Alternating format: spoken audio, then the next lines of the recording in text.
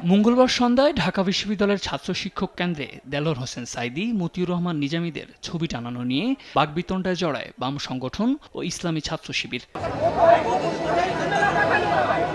এ সময় মুখোমুখি অবস্থান নিয়ে পাল্টাপাল্টি স্লোগান দিতে থাকে দুপক্ষ। পরিস্থিতি নিয়ন্ত্রণ করতে এসে বাম সংগঠনের তোপের মুখে পড়েন ঢাকা বিশ্ববিদ্যালয়ের প্রক্টর অধ্যাপক সাইফুদ্দিন আহমদ। বাম সংগঠনের নেতারা বলেন, এ ধরনের ছবি টানানো মুক্তিযুদ্ধের চেতনা পরিপন্থী। ৭১ ও ২৪-এর গণহত্যাকারীদের বাংলাদেশের রাজনীতিতে জায়গা দেওয়া হবে না বলেও জানান তারা। ৭১-এর গণহত্যাকারী এবং ২৪-এর গণহত্যাকারীদের আমরা কোনো রাজনৈতিক স্পেস দিব না। এইখানে যে ৭১ এবং ২৪-কে মুখোমুখি দাঁড় করানোর একটা চেষ্টা করা হইতেছে, এটা খুবই স্পষ্ট। এবং আমরা যারা ৭১-কে ধারণ করি, আমরা যারা বাংলাদেশকে ধারণ করি এবং আমরা যারা একই সাথে ২৪-কে ধারণ করি, আমরা কখনো এটা মানব না।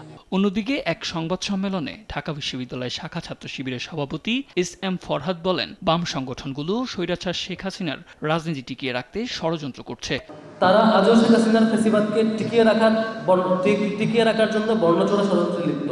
কিন্তু এটা মূলত অপচেষ্টা হচ্ছে আওয়ামী লীগকে আবার ফিরিয়ে আনার অপচেষ্টা। এটা অপচেষ্টা হচ্ছে শাহবাগ এবং বাকশালকে যে কায়েম হয়েছে সেটাকে আবার নতুন করে ফিরিয়ে আনার ষড়যন্ত্র। বামপন্থীরা উদ্দেশ্যপ্রণোদিতভাবে মব সৃষ্টি করছে বলেও অভিযোগ করেন শিবির সভাপতি। তাদ আহমেদ, দেশ টিভি, ঢাকা।